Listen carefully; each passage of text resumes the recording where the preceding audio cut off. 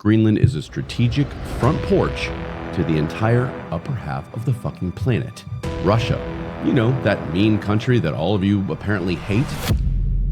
So when President Trump talks about Greenland, it's not some impulsive cartoon scheme. It's chess, radar coverage, missile detection, submarine blockade, control of the northern sea lanes, protection of U.S. homeland, keeping China away from rare earth reserves, keeping Russia out of the back door of NATO waters.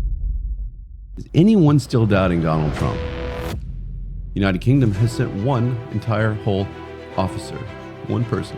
What exactly do they think they're going to stop?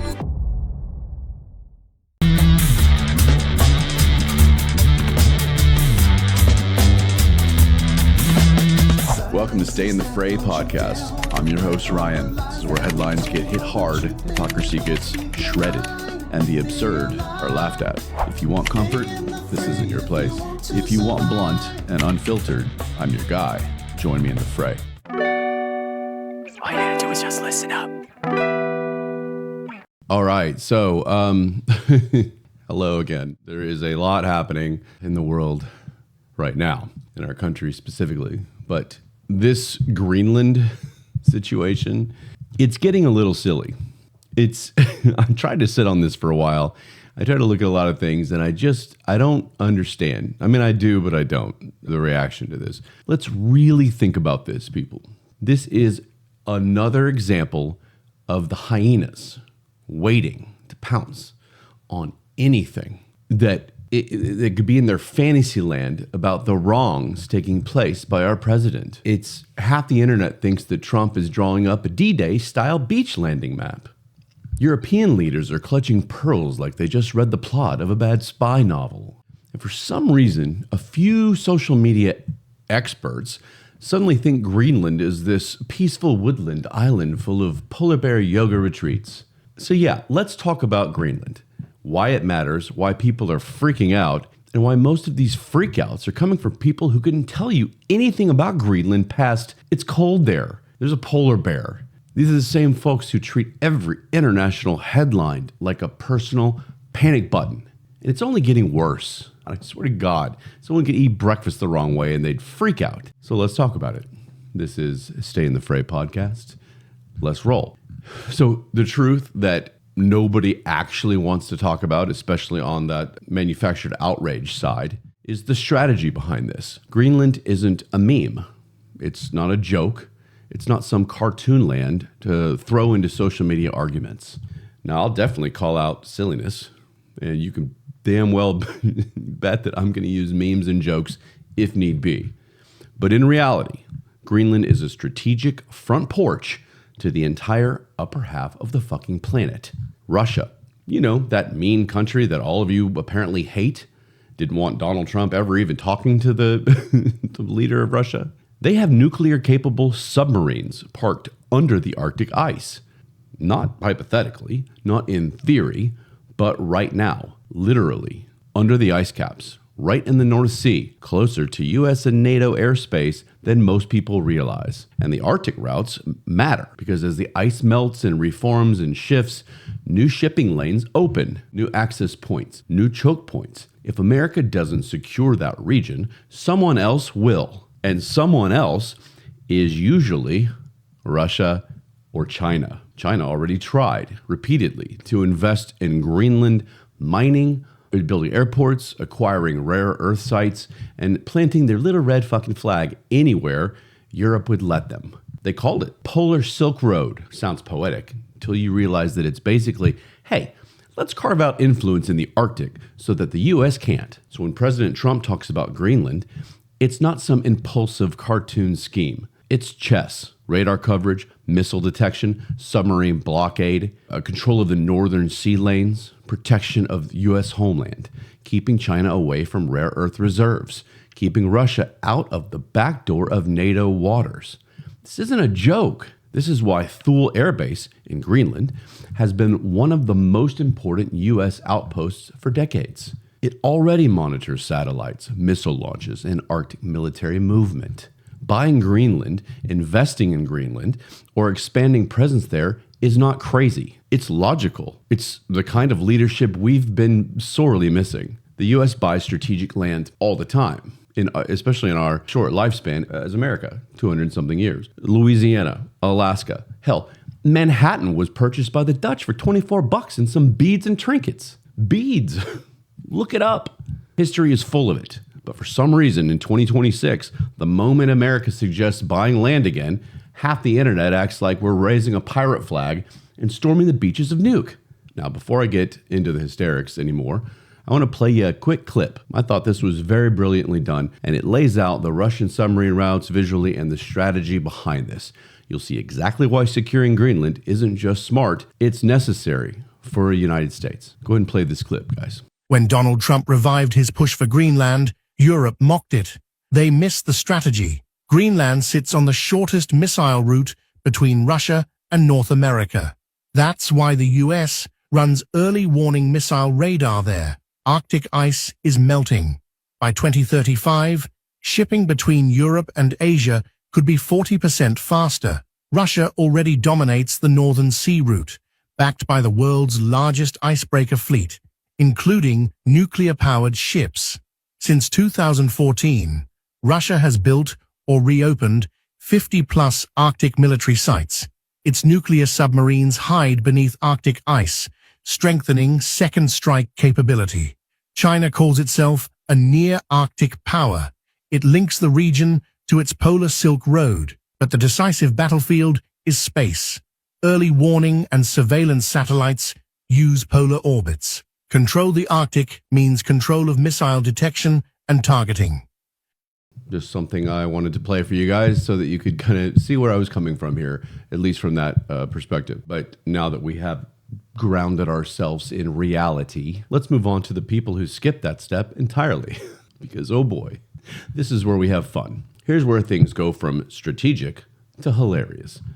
For some reason, a certain group of very serious people, they've convinced themselves that President Trump is loading up landing craft and practicing speeches about storming the beaches of Greenland.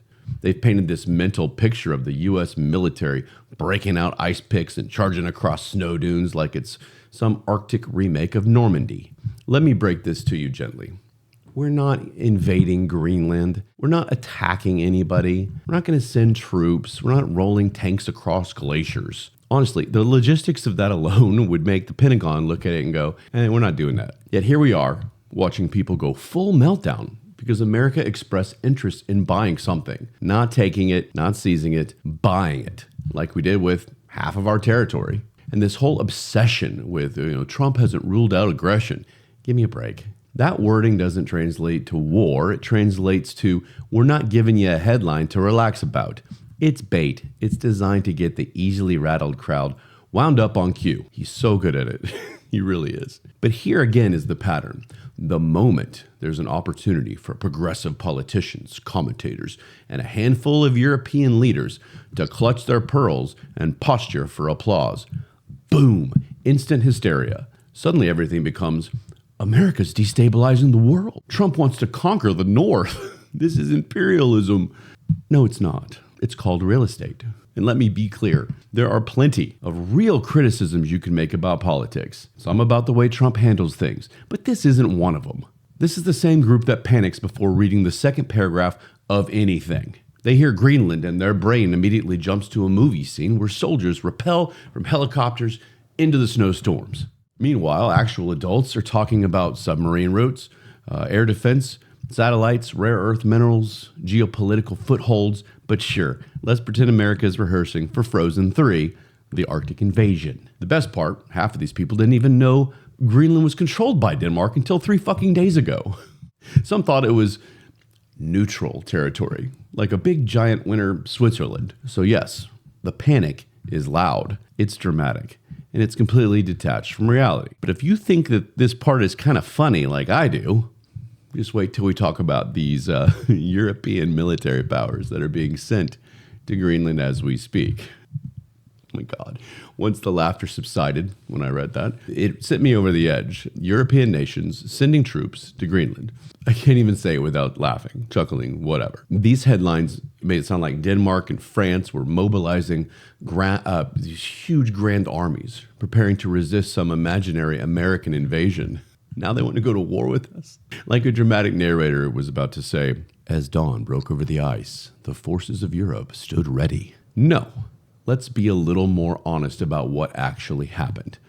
They sent dozens of soldiers, not battalions, not divisions, a few dozen, in addition to the 100 or so Danes who were already there. If you squint hard enough, you might mistake it for some little high school band with better uniforms. France has sent about 15 soldiers as a part of the joint exercise. Not 15 battalions, 15 individual soldiers. Norway has sent around 2 military personnel. Sweden has sent a handful of officers.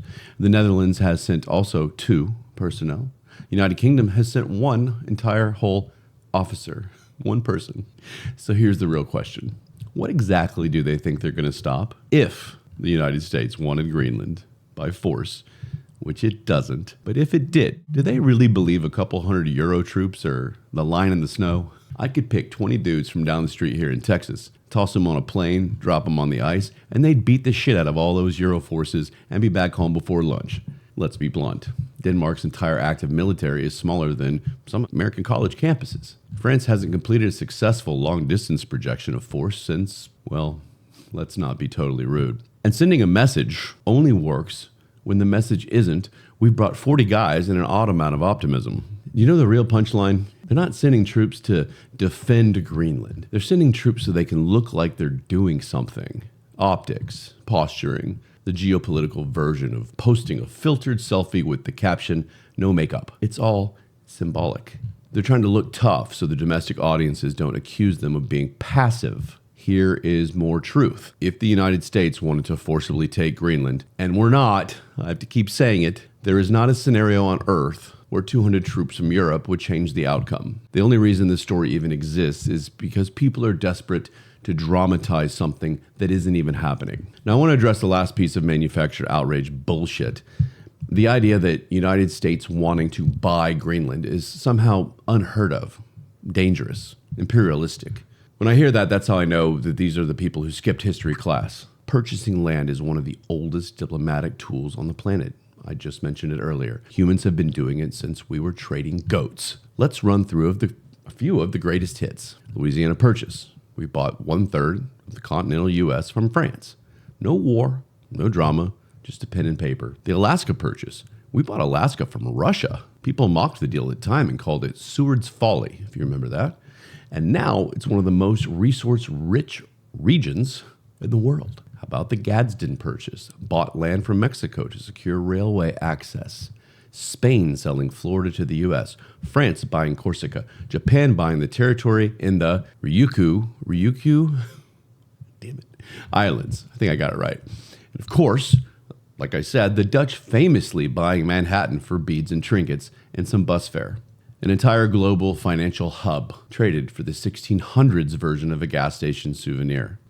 I know there weren't buses, people. It was a joke. My point is that buying land, especially land with strategic value, is normal. It's boring. It's paperwork. It's diplomats, lawyers, negotiators, but it's not tanks and battleships. Even Denmark has bought and sold land internationally. We bought the American U.S. Virgin Islands from Denmark. They have to be familiar. Global powers do it. Small countries do it. Everyone's doing it. So when Denmark and a few European leaders act shocked, clutching their hearts like this is some outrageous idea, it's a performance, a little theater for you, a little look at us taking a stand against big bad USA. And the public, especially the perpetually panicked crowd, eats it up. It's anti-America, anti-Trump performance. Because it's easier to scream, this is unprecedented, than to admit this is literally how half the modern world map was formed. So no, the U.S. expressing interest in Greenland isn't strange. It isn't aggressive. It isn't destabilizing.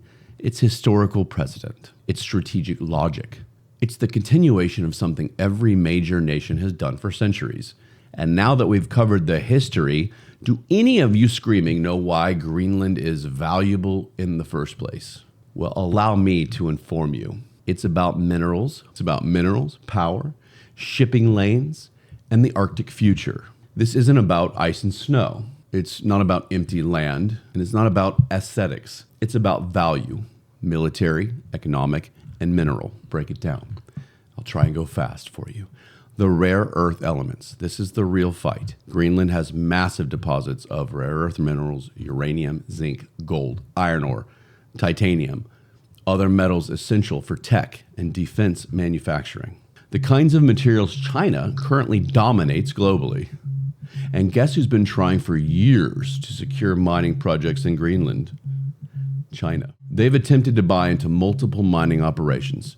They tried to build airports there. They've tried to finance major infrastructure. They tried to establish long-term economic leverage, not because they love snow, because they love control.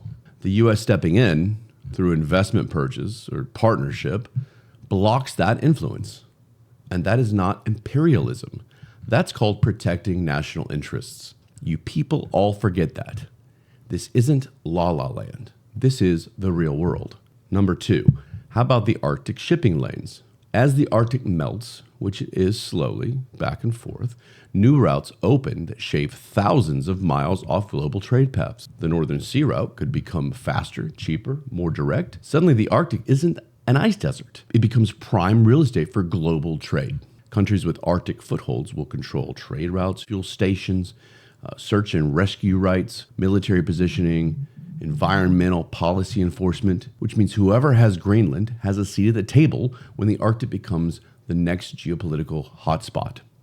Number 3, you've got airspace, satellites, and early warning systems. Greenland gives the United States northern radar coverage, ballistic missile early detection for missiles, airspace dominance, high latitude surveillance. This is why the Thule Air Base has been one of the most important U.S. installations for decades. It isn't symbolic, it's core national security. Buying Greenland isn't a vanity project. It is a reinforcement of a position we've already held since the Cold War. And of course, number 4, the strategic location. It's like an Arctic chessboard. Put simply, Russia has Arctic routes and submarines there already. China wants Arctic influence. Europe doesn't have the scale to defend the region. The US is the only player actually capable of securing stability up north. So what do you do if you're America? You invest in the one island that sits between continents, controls northern access, blocks Russian subs, blocks Chinese expansion, contains future trade corridors, holds billions, if not trillions, in minerals. That is not aggression. That's chess. That is long-term thinking. That's what adults do while the panic crowd argues on social media. 5, here's the kicker. Greenland knows all this. You don't think they know? Greenland's own government knows its economic future is tied to outside partners, period. They know the mineral boom is coming. They know Arctic trade is growing. They know China wants influence. And they know Denmark isn't strong enough to secure the region by themselves. So U.S. interest is not unwelcome. It's expected. It's a strategic asset in a world where the Arctic is becoming the next major frontier. And for anyone out there shouting that the U.S. has no right to operate in Greenland, let me educate you real quick. In 1951, the United States and Denmark signed the Defense of Greenland Agreement. That deal legally allows the U.S. to run bases like Thule and maintain a major military presence there for the mutual defense of the region. That's over 70 years of international agreements saying we do have a role there. So no, America didn't just show up one day because of Donald Trump and claim a snow-covered parking space. It's been a structured partnership for generations. And to the other people, you can hear them yelling into, the Greenlanders don't want to be a part of the U.S. Oh, they're scared. But here's the real story. They are not anti-America. They're anti-being treated like collectible card that bigger nations trade over a table. They want control of their own future, and that's fair. They should. But if there was ever to be a deal, it wouldn't be America taking them. It would be a partnership, a negotiated union that benefits both sides, not a forced hand. People confuse dignity with hostility. Do you even think about things before you scream? I know you all hate these receipts, these facts that I gave you, but really try and become a sane person who values critical thinking and common sense instead of the crowd that goes earmuffs all the time when this stuff is brought up. Now, in filming this show, I've just noticed here in front of me that, interestingly enough, I'm going to put it up very fast for you here, Donald Trump has just posted this. I don't need to read the entire thing, but bottom line is, it's wild. Sorry, I keep an eye out kind of as I do this, and sure enough, boom, everything we just talked about, the strategy, the Arctic positioning, the mineral resources, alliances, all these things, sure enough, this announcement basically confirms the entire direction that we've been heading in as a country and what Trump's doing. This isn't a random rumor anymore, and this is proof. We're talking about a formal framework for a U.S. NATO Greenland deal. How about that? Negotiations, a structure, a plan. Vance, Rubio, and Steve Witkoff, all a part of the delegation, according to this. I got to wink at you.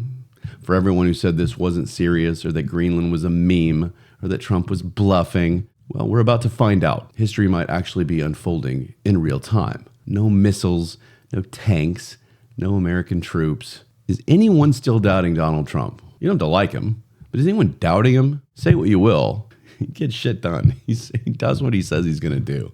With that breaking update, hope you read it. Let's bring this home. We pretty much covered it all. I hope it helped at least one of you with manufactured outrage to stop and go, maybe we should ignore this Greenland thing and wait for the next morning memo narrative to get angry about. So I'll wrap it up. We've got people acting like America's gearing up for some Arctic Hunger Games. We've got European governments sending a couple dozen troops, pretending it's a stance. And we've got an entire online chorus absolutely convinced that they're experts in international policy because they skimmed 3 headlines at brunch. Meanwhile, the adults in the room understand what's actually going on. Strategic value, mineral wealth, Arctic routes, defense positioning, and long-term national security. I'm recapping it again for you.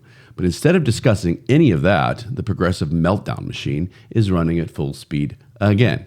In Europe, bless their hearts, they're sending tiny detachments of troops like they're making a symbolic cameo in a movie that no one asked them to be in. They have other things to deal with. Thanks for the gesture, but that's not how this works. The truth is simple. If a deal ever happens between the U.S. and Greenland, it will be a negotiation, not an invasion. If we invade and we attack Greenland and we're at war with Europe, and I'll come back.